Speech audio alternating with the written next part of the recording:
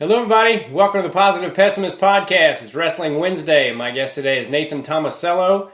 Nathan Tomasello is a four-time Division I All-American. He's an NCAA champion, four-time Big Ten champion. He's on the national team. Total stud. Cannot wait to talk to him. Let's bring him in. If you like the channel, make sure you subscribe to it. And God bless all of you. Here we go. Hey, man. How are you? I'm good. You in Oklahoma today? Yes. How are you liking it there? I love it. It's been a great transition the last week and a half. I've really enjoyed training under my former coach and working with all the OU staff, and it's starting to feel like home. Yeah, so you've only been down there for 10 days? Yeah. Who else down there? It's Hayeswinkle, Lou Roselli, and who else do you got down there? Nick Heflin, Mike Leitner, and Hunter Steve are all the coaches. Oh, wow. I didn't realize Hunter was down there. That's awesome. Yep. Yeah, I always kind of hurt for Hunter for the way his career ended up. Yeah, it sucks, man. Injuries are probably the toughest thing in the sport, to be honest. I've dealt with a lot of them, and it's just tough to come back from. Yeah. So, yeah. I mean, you want to kind of end when you want to end as opposed to injuries, but sometimes it's not in the plan. Yeah. How old were you when you started wrestling, Nate? 10 years old. Okay. Were you good? I just turned 27, so 17 years now. Awesome. Were you good from the start? I was very competitive, and I think the coach saw potential in me. I mean, I made the district tournament after a month of wrestling. Okay. In the state, in Ohio, so I was pretty good. I would say from the start. I mean, I was given some athleticism. I think out of my brother and sister and I was the most athletic kid in our family, and sports kind of came natural to me. And your brother is an athlete too, isn't he? Like a figure skater or something? He was, yeah. He did competitive figure skating up until college, and then once he got into college, he stopped, and he was good. I mean, he made it kind of similar to the international circuit with wrestling. You could have like different levels. He made it to the junior level, which is like the one right underneath senior level. So he went pretty far. Cool. Were you always like a strong kid, or is that something you just had to work on, or was that something that was given to you from birth? Believe it or not, when I was younger, especially when I was looking at colleges, I wrestled at the junior Philos at the time, back in either in Cleveland at the time, and I wrestled 112, I believe. No, 110. I think it was 50 kilos. And Lou Roselli at the time was scouting for Ohio State. I remember telling my club coach that he said I was a good wrestler, but he didn't think I'd ever be big enough or strong enough for 125. And so at that point, just him saying that motivated me a ton that summer to get bigger and stronger. So in between my sophomore and junior year and junior and senior year of high school, I lifted a crap ton and put on a lot of mass. So before that, I was naturally pretty strong, but I was skinny. I was a pretty skinny, small kid. I mean, I had to be held back 1 year in middle school because I was too small for the weight classes in high school. Oh, really? Yeah. So did you always have like that crazy work ethic? Because it seems like that's always been the story about you, is that you have this crazy work ethic. Man, that's a good that people are saying that. Man, it's been molded in my mind since I was a young kid. I think I've been blessed with having great mentors and coaches along my journey of wrestling, and every single one of them were lead by example. They would work extremely hard in their coaching, and they talk about hard work brings much reward. And it's like I realized that's the biggest thing that separates a lot of people from average to extraordinary, is just the amount of effort and intensity you put into your workouts. And that's what I took to heart. I wanted to be the hardest working kid in the world at my weight class. Yeah. And that's what gave me the confidence when I stepped out the mat, that I worked harder than anyone else. I earned what I'm getting, you know? Yeah, it seems like in wrestling there's that kid that's really talented that doesn't work as hard as he should, or there's that kid that's not that talented but they work their butt off. And then every once in a while you get that kid that's both, and that's when you get something special. Would you agree with that? Yeah, I agree with that. I mean, Lou Rizzelli talks about that too. It's like, obviously I would say, athleticism is kind of a spectrum of things. Like, you can be very, very athletic, but like you said, if the work ethic isn't there, the biggest thing I feel like where it shows is when you get into the later part of a match. Like, early on, athleticism can take you pretty far, but when you start getting fatigued a little bit and you have to stay tough and the guy's coming after you, that's where you really kind of see where the work is put in, or if it is not put in. Yeah. And I think it becomes more noticeable as you get higher in the levels. If you get into college, Division I college, you get to senior level, you get to the World Championships. It's like, that's where things are really shown. Yeah. What's the difference even between like Division I going into the senior level? Man, I think the art of it. Man, I would say in college, I would still have the same mental approach, and that I work harder than anyone. And then it kind of started switching the last couple of years to working smarter than anyone else. I knew when I needed to ramp up the intensity and when I needed to shut it down a little bit and make sure I'm keeping my body healthy, because I've had a lot of injuries these previous couple of years, and so it's derailed a little bit of my senior level. And so I've been a lot smarter with my recovery, a lot smarter with my sleeping habits, and just my workouts. And if I'm not feeling right that day, there's this thing called the Aura Ring that Kyle Snyder started using, and then I picked his brain about that, and it just tracks your sleep and how it gives you a recovery score. Okay. From tracking your heart rate variability, deep sleep, REM sleep, and stuff like that. And I go by that sometimes, so it keeps me on track. It keeps me accountable. So it's like, if I don't sleep that well and I'm feeling sore, I don't want to push things, because obviously, so you want to put your peak performance out at the right time. You don't want to come in to world team trials, Olympic team trials, or something like that, tired and fatigued and a little burned out. You want to be excited and healthy and energized. And so that's how I approach my training too. It's like, at this point, I just turned 27. I know I'm not the same Nathan Tomasello that I was when I was a junior or freshman or sophomore in college. So it's like, I think everyone knows that. It's like, I usually am very open and communicate with the coaches how I'm doing. And they same thing. It's like, you have to communicate how you're feeling that day and what you want as far as technique goes and what kind of coaching you want. So I just think a lot of it is just, you become a professional at what you're doing. The little details are what makes the difference, as opposed to college. You kind of just do a lot of what the coaches says and what the team does. Yeah. Have you ever, I've seen you wrestle a lot of times, and I don't think I've ever seen you like hit a wall. I'm sure you probably have. Can you think of a time that you hit a wall like during a match, or has that ever happened to you? So one of the years, I wrestled 125 my freshman and sophomore year. The one match I wrestled Sunday, and I think it was against Illinois, and then we had Michigan the following Friday at Ohio State. And I remember that Sunday, it was like a noon dual meet, and then we had to drive back. I think it was at Illinois. I'm not positive, but we had to drive back, and I was cutting hard weight the second year. I made 25, and I was yo-yoing a bit early on in the season. I was ranked number 1 in the country at that time, and I remember the Monday afternoon that we had, because it was kind of on our own, I stepped on the scale, and I was 10.5 over. Ugh. And I was just like, holy crap, I have to make weight Friday. That's 4 days. And then I remember that match, I was wrestling Connor Utsi, and it was like the middle of the second period, and he was keeping it tight. He was pulling me into a front headlock and making like my back fatigued, my neck fatigued a little bit. And I remember the weight cut started to feel it in my legs. And at that point, it was just like, it was still like a 0-0 match or 1-0 match. I was like, oh, crap. And then you're like, all right, now we're in survival mode, as opposed to like, I'm trying to kill this guy. I'm trying to just survive and get something. And I remember scoring a takedown and then trying to just keep him from not scoring on me. He almost scored on me once or twice in the third, and I won 3-2. But it's just like one of those like ugly matches that you won that you just pulled out. You're like, I'm never again gonna have my weight that heavy that close. Yeah. Before. That's one of the matches that comes back to me.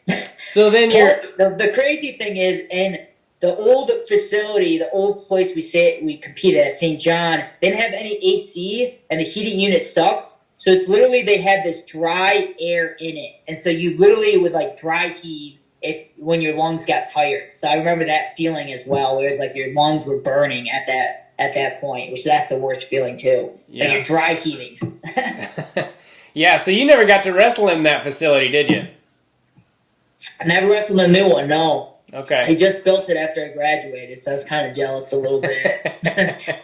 So. Yeah. So how hard was it to make it your senior year? Because your junior year you bumped up to 33, and then you came back down to 25. Was that really hard, or were you just disciplined about it?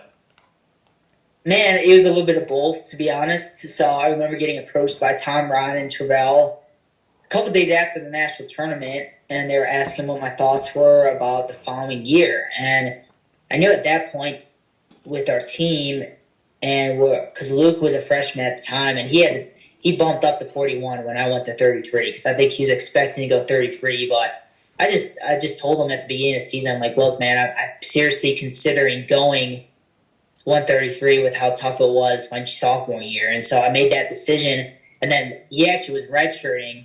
And then Keyshawn got injured. He was our 41 at the time. That's right. And so he stepped up as a true freshman 41-pounder. And then after the season, it was like, in order to feel like our team had a shot to win it again, it seemed like the best move for the team and for myself was to go back down. And so that's what I ended up doing after that. And from that point on, that summer I was wrestling, and I made my first U.S. national team in 2017 at 57 kilos. So I had made the team, started wrestling some senior level tournaments overseas that summer. And so that was kind of the plan going forward. But then the unexpected part was I was trying to make the U23 world team, and they were in Rochester. The trials were in Rochester, Minnesota in October. And I remember wrestling Dane Fix in the finals of those trials. And the first match we wrestled best out of three. Or the second match that happened, we had a really tight first one. I kind of got screwed in the first match. And then the second match, we had a super tight one again. And with about a minute left, I went to finish one of my high crotches. And as I came down, he planted in a quad pod, and I stepped on his foot as I was planting and twisted. And I tore my ACL in the match. Oh, wow. And I wrestled through the last minute of it, lost the match, and then immediately my knee swelled up.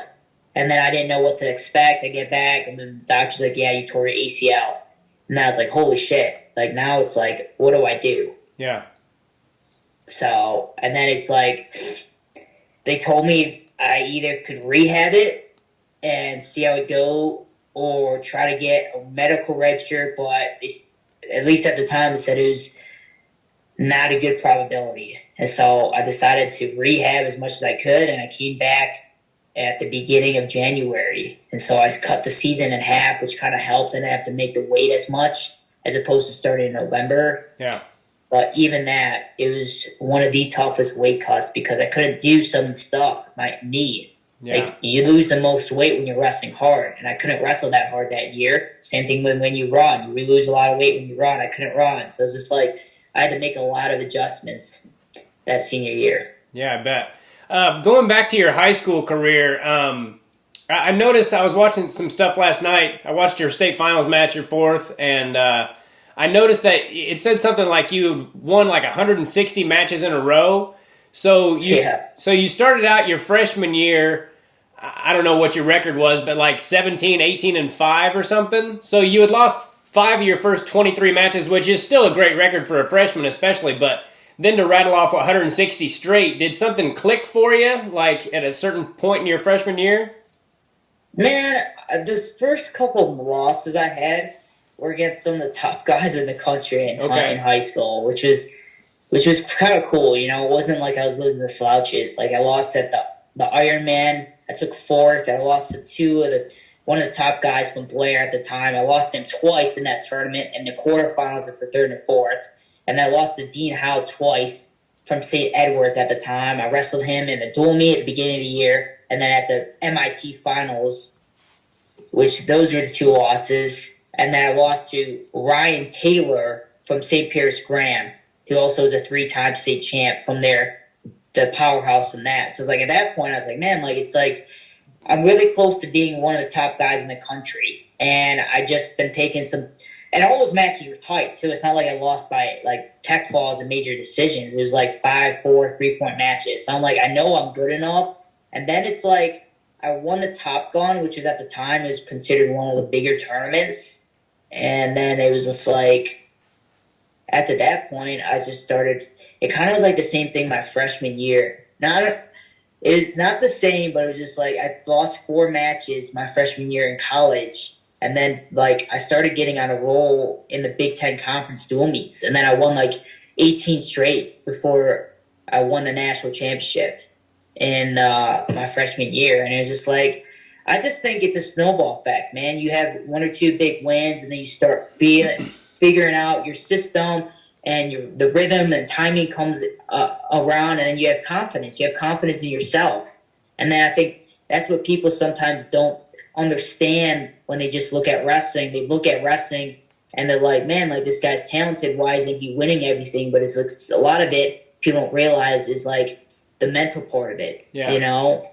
And I think some of it is the experience that you get and having a couple good wins and then just getting ball going. Like, I mean, I was coaching at Duke last year, and our freshman 125-pounder, his name's Logan Egan. He's a state finalist from Ohio, and I saw a lot of potential in him early on. And he only had 5 dual meet matches in the season, and he wrestled the ACCs, and he gave that Jacob Camacho from NC State a pretty tight match. And I just told him, like, look, man, like, you are good enough to be an All-American. This should show you that you are, but it's like you only had 5 matches. So it's just tough to assess that. Yeah. Like, I just feel like the more matches you have, the better assessment that you get from yourself. And then you have more confidence. You start winning more matches. You start getting more feels from different guys. Because everyone presents a different challenge when you wrestle them, you know? And so that's kind of how I felt after my freshman year of high school. And then it's like I won the Ironman the next year. And then I won the holiday tournaments. I won Fargo. So I just started like really reeling off some big time things. And I was like, man, like I feel like this is what I want to do the next 10 years at least, you know? Yeah. Yeah, wrestling is so mental. I remember there would be guys on my college team that I would wrestle sometimes, and I would just be thinking, like, this guy's not even starting, and I don't know how he ever loses. You know, they would be so good in the room, and then when they get out in front of people, it was weird. They weren't the same guy. Did you always have that mental toughness since you were a kid? Again, I think it was like the people that came into my life. Obviously, I was very competitive, so anytime I performed at an event, whether it was wrestling or another sport, I gave my all-out best, you know, and I felt like that in itself was big for me. And then just like Eric Burnett was my club coach. I mean, he's a very, very well-known man in Northeast Ohio. He's helped Elyria become a powerhouse, and he's helped Logan Stieber and Lance Palmer and all the other big-time guys from Ohio. He worked with them. He wrestled with them. It's like he's helped me a lot on that mental part a little bit. And then it was, man, I just think, like I said, it was just, I mean, I still talk to my youth coach. Like, my youth coach has helped me. Like, he's like a father figure to me. So it's just like, man, like, every time I step out now, I'm like, it's just a blessing. That's how I view it. It's like a blessing I can compete. I'm 27. I'm still doing the sport I love. So that's how I view it. It's like I'm playing with house money. Yeah. Man, if I make the world team or win a world championship, that's amazing. But it's like I'm playing with house money now. That's how I feel. Yeah, you know? That's awesome. Did you ever consider going anywhere besides Ohio State? I did. I looked seriously at Minnesota at the time. They had J-Rob as the head coach. I liked Becker and Eggum as well. Those are the 2 assistants. And they were a powerhouse. They took second behind Iowa the one year, and they were really good. They had good quality guys. They had good tradition, and their guys were hard-nosed wrestlers, but they were good guys off the mat. And that's what I was looking at in programs. Like, obviously, if you want tough, hard guys, but you don't want to have a-holes that are off the mat that you can't connect with. Because it's like some of my best friends are in the sport, because it's like you respect each other, and that's what it should be. It's like, how tough the sport is. Yeah. What made you decide to go ahead and go to Ohio State then? The people, I would say. The people were the big thing. I mean, I had a couple guys from Ohio that already were there, Nick Tavanello and Johnny DeJulius and Logan Sieber. So I knew those guys, Nick Heflin a little bit too. And they had a great RTC. I mean, that Angel Escobedo, Reese Humphrey, Keith Gavin, Terrell DeLogna, JD Bergman, Mike Pasillo. So they had an amazing RTC, which I thought I'd stay with afterwards. And then Lou Roselli, who was an amazing lightweight coach. Yeah. And I just felt like everything was in place for me to be successful there. And it was 2 hours from home. Yeah. So that was nice. On a side note, real quick, how freaking strong is Logan Stieber? So the crazy thing is he doesn't look that strong physically, right? He doesn't look ripped up, big, strong dude. But the crazy part is I just think he's so dense. Like, his back is dense and muscle. So, like, when he shoots, like, you just get a fingertip on your leg and he sucks it in. I'm just like, man, like, that's the incredible part. Like, it's similar to Spencer Lee, I feel like. Like, he doesn't look very big and strong. Yeah. But he is, man. He's just got this really good grip, like glue, and he's got some heavy clubs. And I'm just like, sometimes it's like, it's weird because usually you look at someone, you can kind of tell if the guy's going to be really strong just on how muscular he is, Yeah. So fortunately, I've been given some good genetics in that sense, and I lifted a lot. So I always prided myself as being one of the strongest guys in my weight. And every time I wrestled, I want to enforce my will on guys with that. Yeah. Yeah, every time I've watched you wrestle, I've always thought to myself, I would hate to wrestle that dude. Because you're just always coming at the person that you're wrestling, and there's nothing worse than being in a match with somebody who can, one, kick your butt, but two, just never stops wrestling, and that's who you always reminded me of.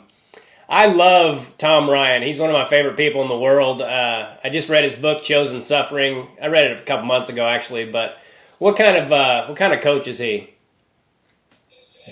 Yeah, I mean, he's a coach that is very, I would say, inspiring. I think he does a really good job with just leadership and how he talks to the team and how he tries to get to know each kid, and I think that's the cool part is, like, he's a CEO for that organization. He's very good with connecting with the donors and making sure that they feel welcome, and I think he does a good job with trying to find the right student athletes to represent the program. When I was there, I mean, he got Bo Jordan and Kyle Snyder to commit before I did, so I saw the handwriting on the wall. I think he does a good job with that, and he brings in guest speakers, which I liked as well. He'd sometimes bring in guest speakers to talk to the team before practice.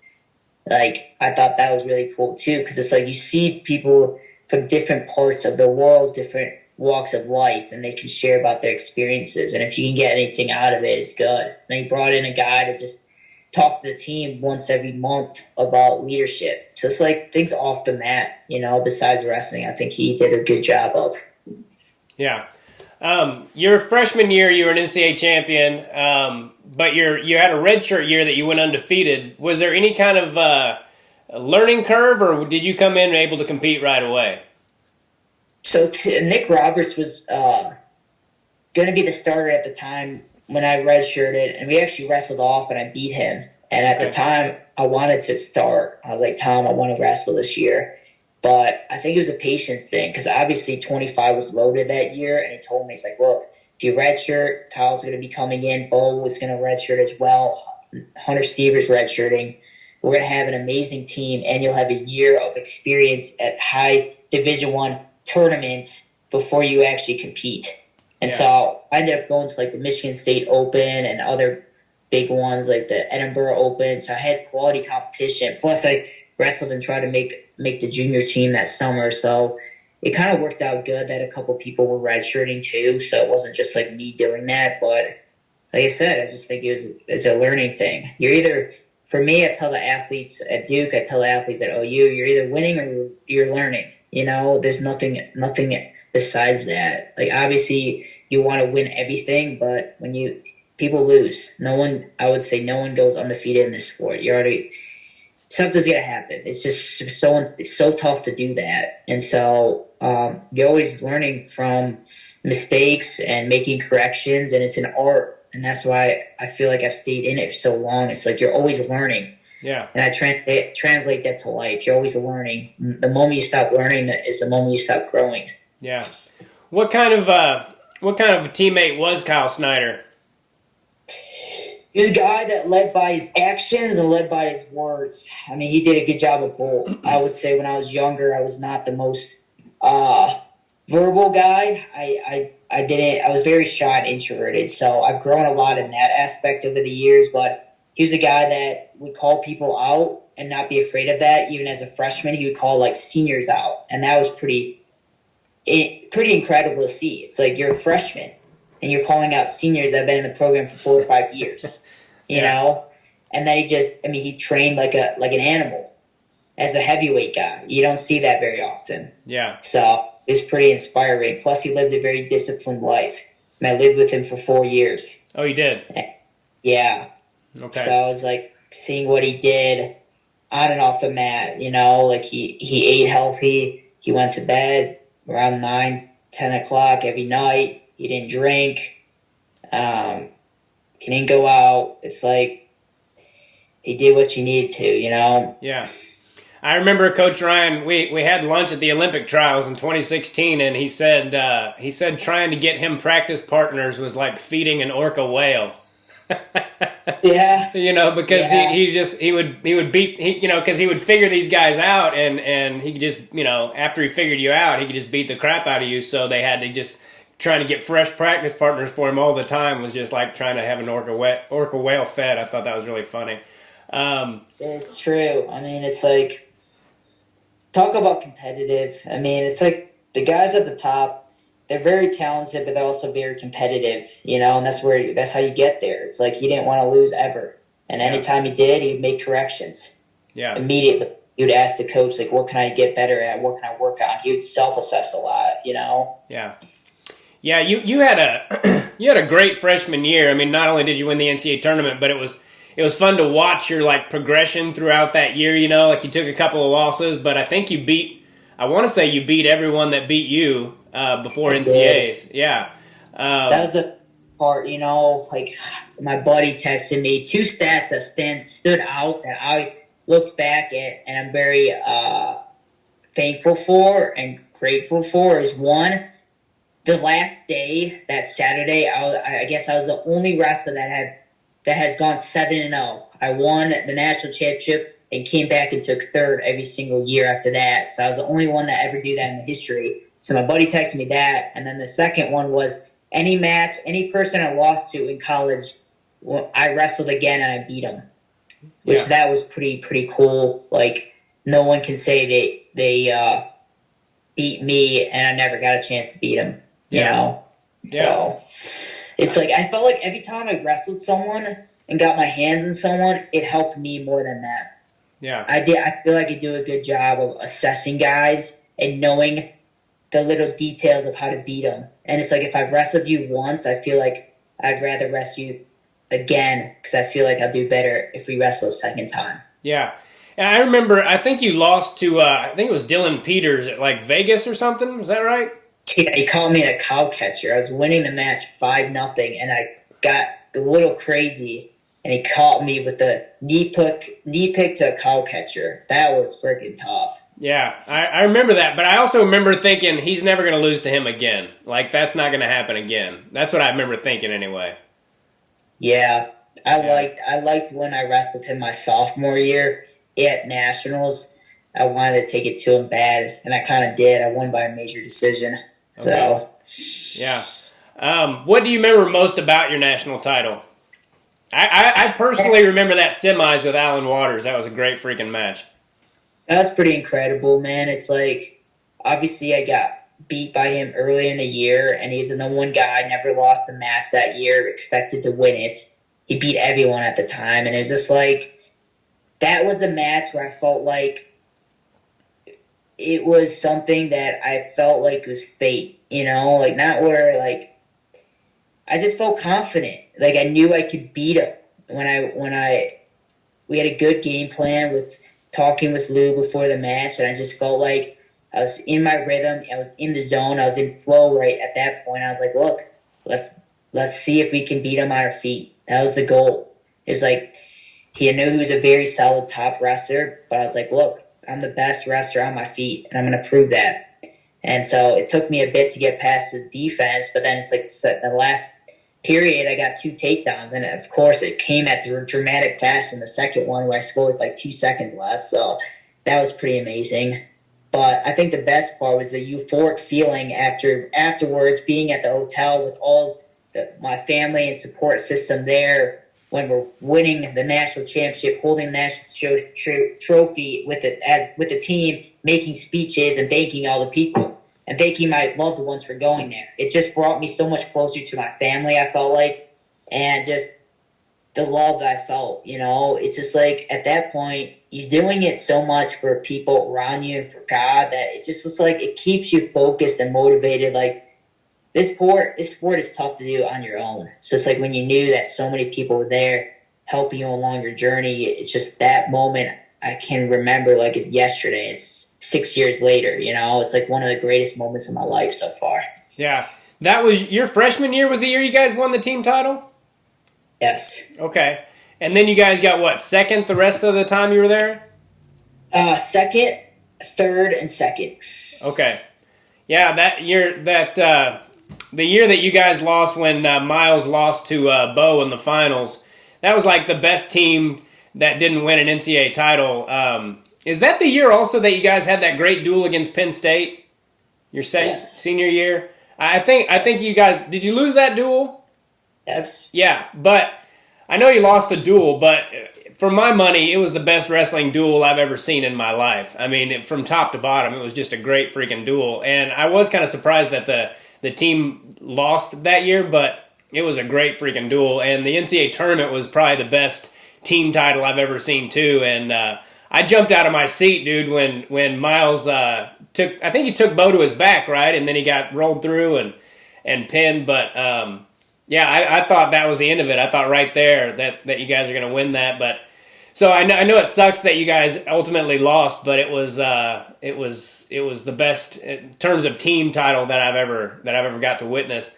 And then your sophomore year, I remember being pissed off for you when they called you pinned against Gilman. How mad were you when they called you pinned in that match? So the thing that I look back and regret in that match was I got on my best attack, my high crotch, with about 30 seconds left in the third period, and I didn't score it. I was close to scoring 2 or 3 times in that exchange, and it's like I tried to shelf it. I tried to dump him back. I tried to power bomb him, lift him, and he just did a good job with his defensive progression. And then I was right as I was getting him on his one butt, lifting that leg up, and getting him falling backwards to score it, time ran out. And I just remember that being the toughest part mentally to get past, because it's like you see getting to the finals literally within your grasp. I was within my grasp of making the national championship finals again.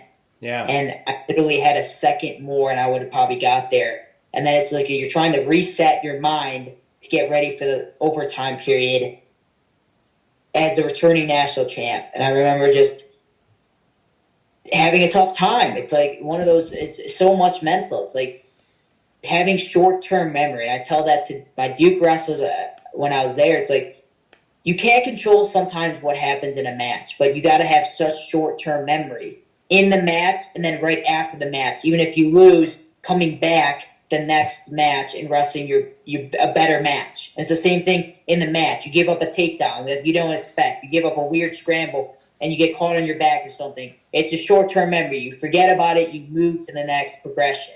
And that's what I learned in that match. Is like I had a tough time getting over that because I could see it in my mind that I had the match-winning takedown. And I just let it – I didn't finish quick enough. Yeah. And then like – I remember being exhausted because I was squeezing for 30 seconds trying to finish that high crotch, and I just remember like I wasn't in attack mode after that. Yeah. The last period of the overtime, I just was just trying to hold on. And so you can't do that in this sport. You always got to be attacking. Yeah. Yeah, and they called that pin, and I was like, dude, that was the weakest pin I've ever seen. I was doing a scramble maneuver, and it's like, I just felt like it was just dumb. Like the referee, especially at that time, the scrambling rules were a lot different. Like you can be on your back for a bit, and if they don't have control, they weren't going to call it. So it's like, just let him wrestle through that progression. Yeah. It was like my junior year when I wrestled Zane Richards in the quarters. Like, he was a scramble machine, and like 3 or 4 shots I got in, he scrambled. He was on his back at one point for 5-10 seconds, and they didn't call anything.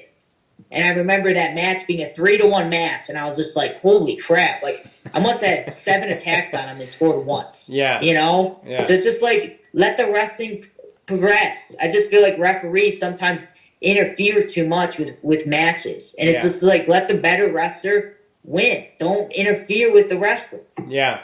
Yeah, I personally don't like the whole no reaction time thing on, I don't know how you feel about that, but some of the calls I see, I'm like, that was not a takedown, you know, like in my eyes, because I wrestled, you know, in the 90s, so it was a lot different back then, you know, like you weren't taken down until you were taken down, and they've changed that a little bit, and some people like it and some people don't, but sometimes I'm like, that was a pretty weak takedown you just gave that guy, but... I agree. So then you would have had Megaludis in the finals, right?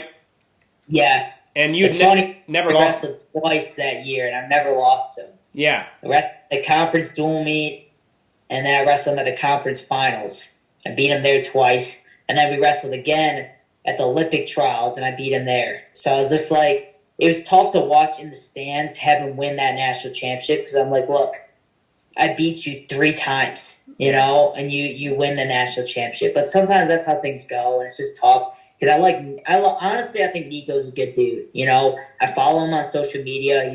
He's another Christian believer, and he stands what's right in the sport. And he's a hardworking dude. So I guess anybody, I was glad he won it. You know. Yeah. Going back to Megaludis, I always wondered this because I was at the Olympic trials and I watched that match. And you guys were taking each other down, and I remember thinking, like, what's the difference between, you know, in Division I remember you guys wrestled all the time, and takedowns were very hard to come by, but, you know, when you guys were wrestling, and then when you're wrestling freestyle, why is it that takedowns seem to come so much easier in freestyle? I don't know if I asked that very well, but... Yeah, I just think there's... The way the rules are set up, they want more scoring to happen. Like, anytime you roll across your back, something happens. Every time you get a push out, you get a point. And I just feel like there's a lot less restrictions in freestyle for scoring points, if that makes sense. Yeah. So I think that's why it's easier to get more takedowns or more go-behinds or more feet to back stuff, because it's like they don't have much restrictions with it. It's like you push someone out, you get a point. So usually it's like you do have a little bit more points scored in freestyle matches than you do folk style. Yeah. Do you prefer one style over the other? Well, now that I've been doing it full time, I like freestyle a lot, but I do like, so when I coached at Duke, I liked showing some top and bottom progressions. I really felt like I got my bottom very, very good, and I feel like even at this point, my bottom, it'd be tough for people to hold me down, even at the college level with my bottom, because it's like I've worked on it so much with Lou Roselli that I just feel like the way I feel guys, I get to my short sit, it's like guys can't hold me down usually. And so, honestly, it's tough to say. I probably would say right now freestyle just because I'm doing it. That's what I'm competing at, but I like folk style a lot. I was successful in that too. So it's like they both have I would say their positives and some of the negatives for both. Yeah. I totally forgot what I was going to ask you. Dang it. I wanted to ask you this. You mentioned that you got third 3 years in a row, and Can you point to one of those as being the most difficult as far as the loss? Junior year. Okay. Junior year is the best guy. I was undefeated. I just came back from a shoulder injury, and 33 at that year was the toughest weight. Yeah. I mean, it's like everybody was at that weight. I was ranked number 1. I went up a weight class, and I was freaking powerful. It was like I wrestled everybody in the dual meets, won all that. I won the Big Tens for the 3rd year in a row. I won in dramatic fashion against Clark, and it was just like, when they put me on the same side as Clark, I was like, really, guys? Like, we've wrestled twice already, I think. And I was just like, I just felt like sometimes, like, you need to have a bit of luck. Like, seeds do matter a little bit. Obviously, you got to beat whoever, but it does help if you got a decent seed, a decent draw. And it's like, Clark and I wrestled in the semis, and I was winning that match. I got the first takedown. I was winning that match. And then I remember shooting a high crotch, and I tried to cut across to the high crotch. And at the time, like I said, I come back from a major shoulder injury, and I just didn't have the mobility in my shoulder to reach around and catch that far leg. Yeah. And I remember we get into a crackdown position, and somehow we rolled across, and next thing you know, I got into a Merkle position, and he scored from the Merkle. And then that tied it up, and then I was able to escape. And then there's like 45 seconds left, and I remember shooting again, and we got almost in the same position. And next thing you know, we roll across, and we get in the same exact Merkle position with like 15 seconds left. And he rips my head up, and I lose the leg. And then I'm losing by a point with 10 seconds left. And I remember hitting me. I'm like, oh my God, I'm going to lose. And then he rode me out the last like 10 seconds to win by a point. And I was just like, what happened? Yeah. Yeah. I was winning the match. I was the number 1 guy in the country, and I lost. Yeah. And I just remember going to the stands, just emotional. I was like, "Mom, I'm sorry. I don't know what happened." Yeah. And that was the match that hurt me the most, because it was like I just came back from, like I said, from taking 3rd the year before, and I was number 1 in the country. I earned that spot early on. I beat everybody, and it's just like I lose a heartbreaker to some. They call it, Flo actually called it the Magic Merkle. Oh, yeah? On their news thing the next day. Corey Clark with the Magic Merkle. Yeah. And I just, like, coming back for that Conci semis was the toughest one, I would say. I wrestled Montoya from Nebraska in the Conci semis. I remember, like, the first period, the second period, it was just like, I couldn't get to my offense with him. We wrestled earlier in the year against him, and that was a tight one too. So then I was just like, oh crap. So then we get in this crazy scramble, the 3rd period, for like a minute, and fortunately I landed on top and ended up winning by like 3-1. But it's just like that match, I was like, oh God, it's up to get back up for. And then I wrestled Michich for 3rd and 4th. Yeah. And I wrestled a lot better for 3rd and 4th, because then at that point it's just like a pride thing. I was like, look, I'm taking 3rd again. Yeah.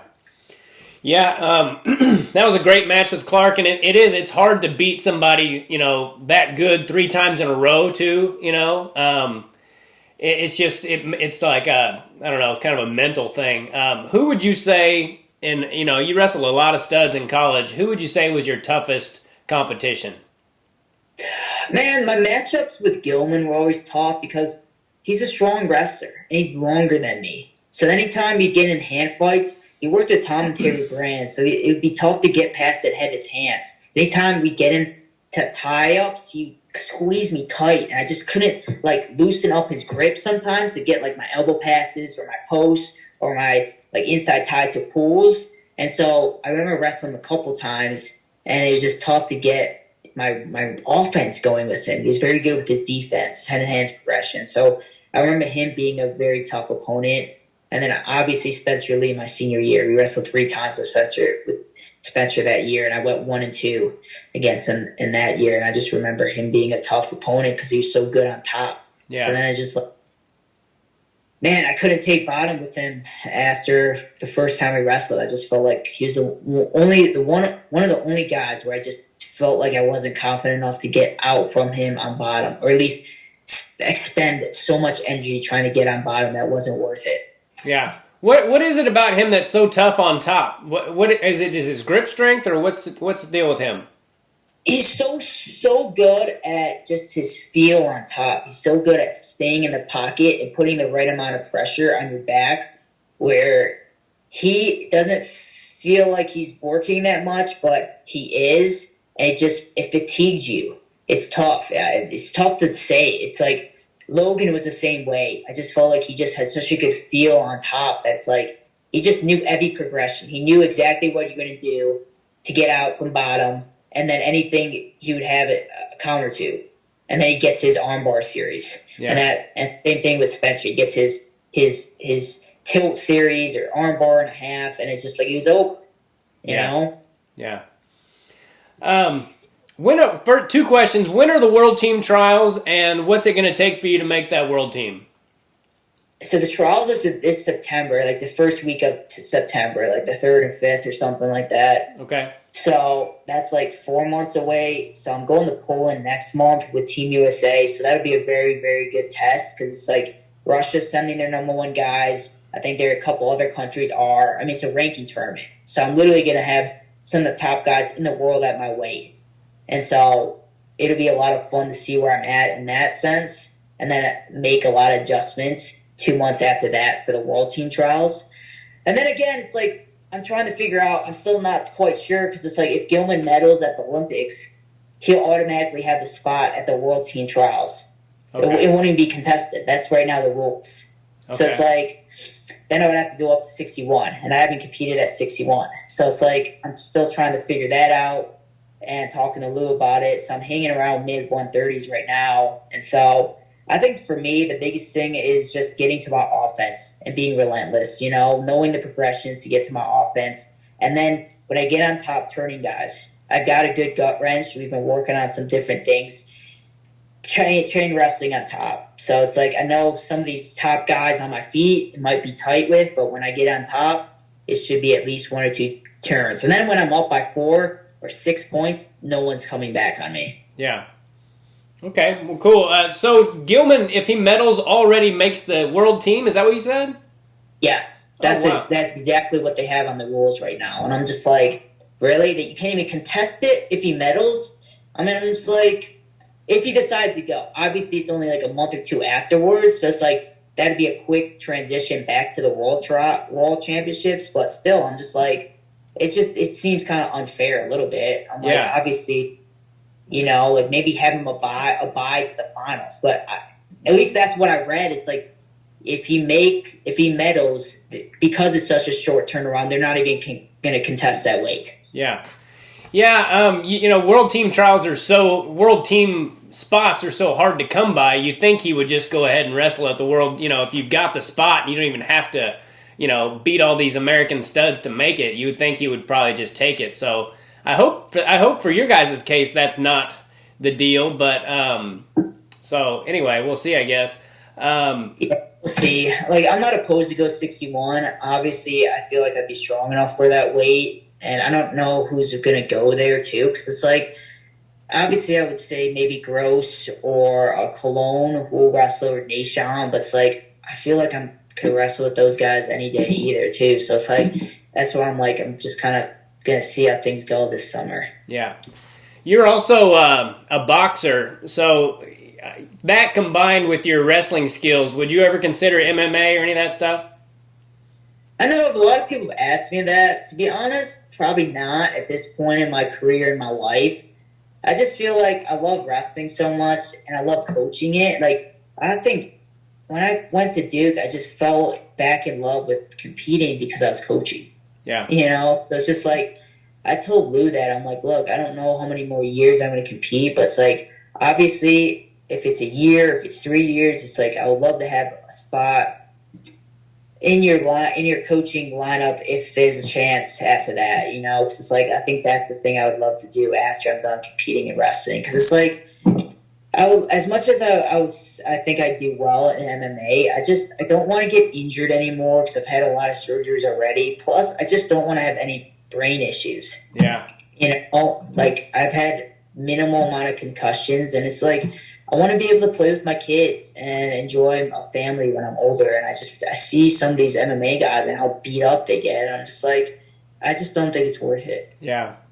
How long do you hope to compete? I mean, if my body lasts and my mind's excited to compete, another cycle, because it's a short cycle. It's till 2024. Okay. So it's only 3 years as opposed to 4.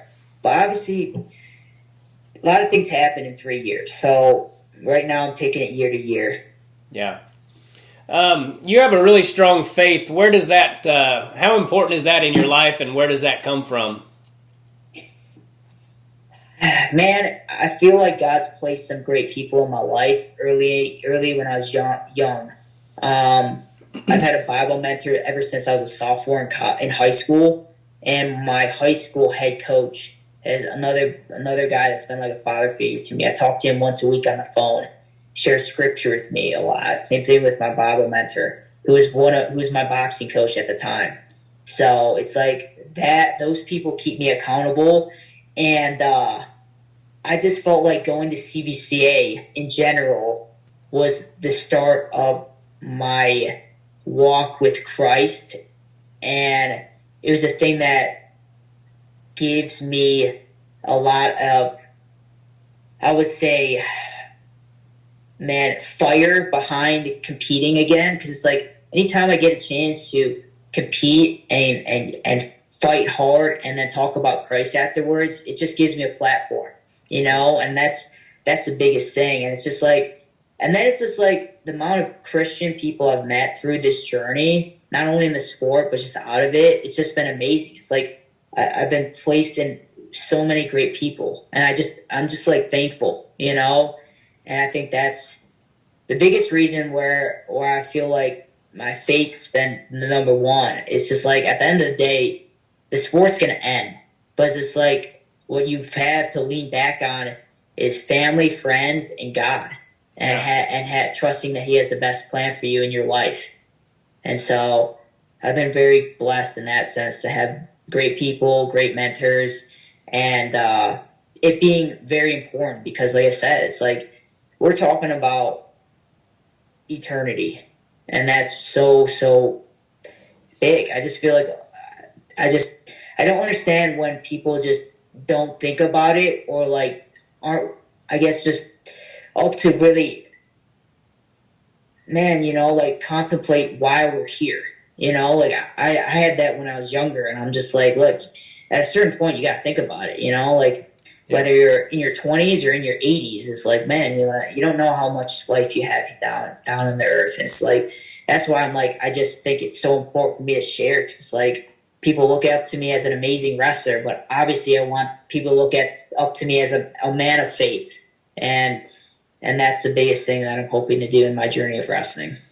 Yeah, I've been thinking a lot about that stuff lately too. My little brother passed away recently, and so I've always prayed and all that kind of thing. But lately, I've really been thinking about what happens when we die and all that kind of thing. Have you ever listened to something called Lion of Judah? I have not. Okay. Well, it's on YouTube, and if you go to Lion of Judah Motivation, they have these great. I work out to it a lot, and it'll be like some of the preachers and that kind of stuff. They'll do like little short things, and it'll get you fired up, man. When you're working out.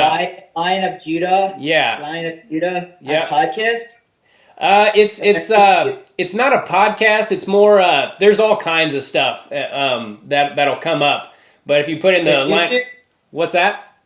Is it on YouTube or?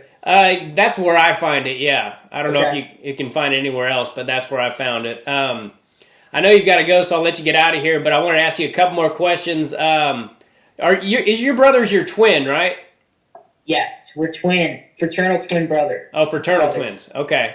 Yeah. Are you the same size and all that?